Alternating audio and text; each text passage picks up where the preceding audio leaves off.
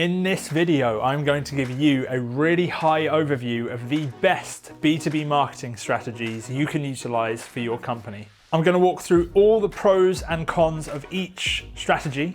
There's a sequence to how you should execute these. I'm going to talk you through that. And I'm also going to give you a framework so you can figure out what the best is for your exact situation right now. Now, the ultimate guide with any B2B marketing strategy is to scale, to go from here to here. The simplest way of doing that is to basically find a system that works and do more of it. It is that simple. Obviously, there are tactics involved with that, and those are what I'm going to walk you through right now. Now, I want to be very, very clear.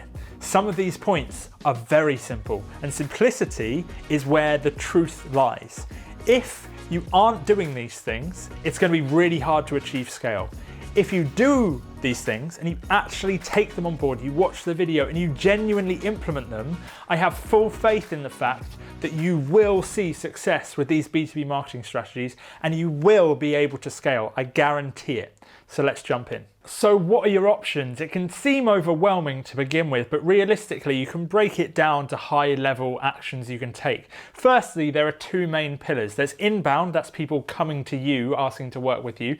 And there's outbound, that's you going to people saying, hey, do you want to work with us? Now within inbound, that breaks down into more subcategories, being organic content, where you might do SEO or write blogs or post content on social media, make guides like this. You might even have a book that brings people in after they've bought and read it.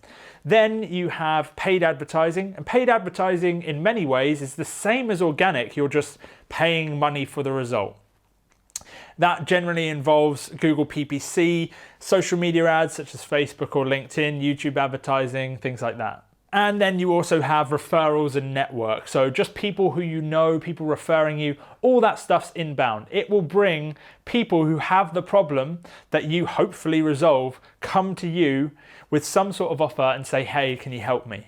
Then with outbound, where you're identifying members of your key target audience and going to them and saying, hey, we want to help you, you have things like cold email, cold calling, or even mailing lists. Now, what you really need to understand for B2B is that firstly, both pillars work, and secondly, both pillars are a volume game.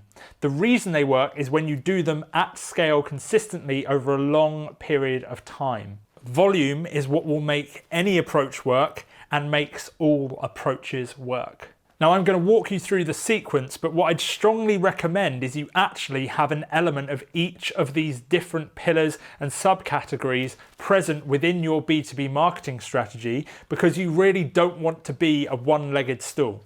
If you say, right, we are going to base our whole campaign just on network and referrals, that campaign and that pillar, that strategy might work for you. Fantastic, right? You found something that works, but the problem is you will be able to scale it to a point and then you'll reach a cap. You won't be able to increase it anymore. And what can happen is you can get to the point whereby that strategy is tapped out. You've just completely exhausted it. So with a network, you might have just reached the limits, the boundaries of your network and mined that as a source for leads.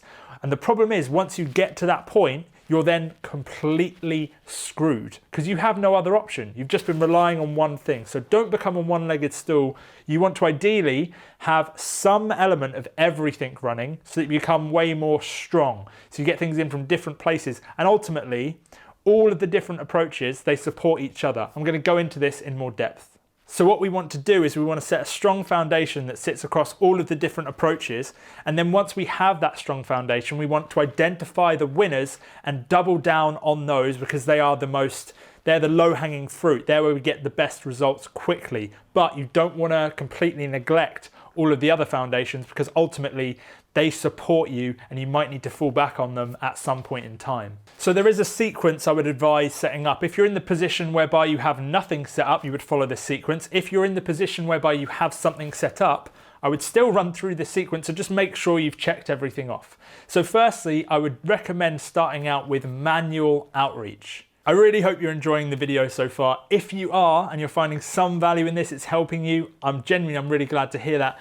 If in exchange you could leave a like or subscribe. Subscribing helps you because there's just more content that's going to help you. I would genuinely really appreciate it. It really helps out. Obviously, you don't have to. Additionally, if you want some help with your marketing strategy, we have the offer for a free growth strategy workshop in the link in the description below. This is only available to companies that are already established and looking to scale up. It's not available if you are just starting out. Anyway, let's continue with the video. Manual outreach is relatively cheap. It just requires your time. It gets results very, very quickly, like there's a quick feedback loop. And also it gives you a direct line to your target audience. So that feedback loop in terms of product market fit and just learning about the offers you present to people is really fast. You can quickly adapt and learn just head on with your target audience what works and what doesn't. We found manual outreach is key in defining the core offer that's going to work in every other channel. So you need an offer to bring people to your business, and generally you want to use that same offer in your content marketing, your paid advertising, everything, even within your referrals and network. If you had that upfront offer, such as a free workshop, a free consult, a free trial of your software, then once you understand that and can present it in a way that is appealing to those people, you'll have a very, very easy time. Manual outreach is the best way to do that. We have entire videos dedicated to manual outreach explaining you how to do that. So if you haven't subscribed to the channel, do so. Go through those videos. You'll find some really useful content in there. But what I'd recommend doing is starting out with business development reps, or even yourself personally, reaching out to people in your target audience. Or you can utilize a system such as Lemlist to automate the sequence and help you get to massive volumes of manual outreach very, very, very quickly. Next up, once you have your manual outreach sequences set up and you're reaching out to people, you then want to move on to organic content. This is so that when you do reach out to people, they have something they can go and see. So if you send an email to someone, a cold email saying, hey, we do XYZ, do you want us to help you with, and here's an offer, what they'll do a lot of the time is they'll go check out your website, or they'll Google you or something like that. You want them to be able to find something that's going to give them additional value and build trust. And the best way to do that is with organic content. So getting your website up to speed, making sure there's content such as blogs or maybe YouTube videos, or posting on social media, like if you have a good social profile. So then once you have that core offer and the manual outreach sorted, you want to move over to organic content. Now, once you start running the organic content, you want to be doing it again at volume. You want to be posting like every single day, and you want to be testing different things. Every so often, say every 2 weeks, maybe every month, look back through all of the content you've posted and just define which pieces of content are the ones that got the best results. Was it the way it was shot, like it was a video instead of a carousel, or the topic was about this, or the time of day we posted it? Just identify the patterns that are present within the most effective forms of organic content. Then all you want to do is replicate the successful actions and stop doing the actions that don't get any engagement. This is then going to inform the next step of the process. So the next step of the process is to utilize paid advertising strategies. Now, each time you go down this list, you become more and more scalable to a certain extent. Paid outreach is great, but there's a limit to it. There's a limit as to how many emails you can send. There's a limit to how many people you can call per day. Admittedly, you can scale up the amount of people that are doing that action. When it comes to organic content, again, it takes time. When you get to paid advertising, it's a simple case of just paying more money for the result and just increasing that until the point whereby you can't operationally deal with it. But because you've already done the manual outreach, you understand your target audience very well, you've spoken to them directly, and you understand what offers they connect with, then you've already done organic content, and as a result, you know what content those people react to. So all you do is you take the best content and the best offer, and you put that into a paid ad strategy. You simply use the previous steps into the paid advertising strategy, and because you already have a strong foundation, the paid ads are way more likely to connect and actually work. What most people do is they rely entirely on network and referrals to grow. Therefore, they have no idea as to what a good offer is. They have no idea as to what good content is, and then they skip straight to paid advertising, and it doesn't work, and they don't understand why, and that's the reason why.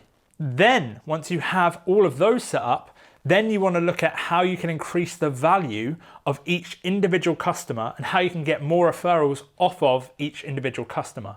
A very easy way to improve any marketing strategy, without having to actually change the marketing itself, i.e. the content, is just to increase the value of an existing customer. How do you retain them for longer? How do you upsell them more, get them to buy more? How can you give incentives for them to recommend you to someone else? Because then the value of a customer increases, and therefore you can spend more to acquire that customer with ease. It makes your life way easier. If you do those things in sequence and have elements of each one running, you'll have a very, very strong marketing strategy that's resilient. So if, for example, you're running Google Ads in your paid element of that strategy, but for some reason the cost per click doubles overnight or something like that, you're not entirely screwed. You have all of the other things to rely on, okay? So that's what you want to do.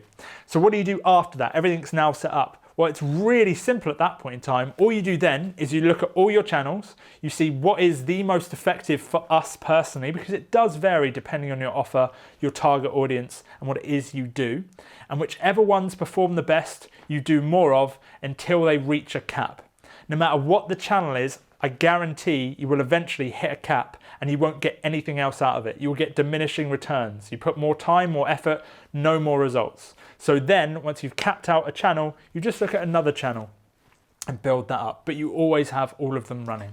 Okay, so in a second, I'm going to give you a quick fire summary as to everything I've just talked about to cement it all in your brain, simplify it just so that you really retain it. However, before we do so, as I said before, if you can leave a like or subscribe if you found value in this video, I would genuinely very much appreciate it. The subscribing just gives you more content that's going to help you. That's my goal, to help you. Additionally, if you're in the position where you're an established company looking to scale and you want help either through consultation or someone just doing it for you, there's a link in the description below for a free growth strategy workshop with myself personally. Anyway, let's jump into the conclusion. Let's wrap it all up. How to run the best B2B marketing strategies. There are multiple pillars you can run for B2B. There's inbound, outbound, there's organic content, paid, networking and referrals, cold outreach. The best B2B strategies make sure you utilize all of these and set a strong foundation so you don't become a one-legged stool that relies on one source, because if that source stops working, you are entirely screwed. Also, the advantages of having multiple approaches set up is they all inform each other. Cold outreach is a direct line to your target audience that shows you what the best way to communicate with them is and informs what the best offers that connect with them are.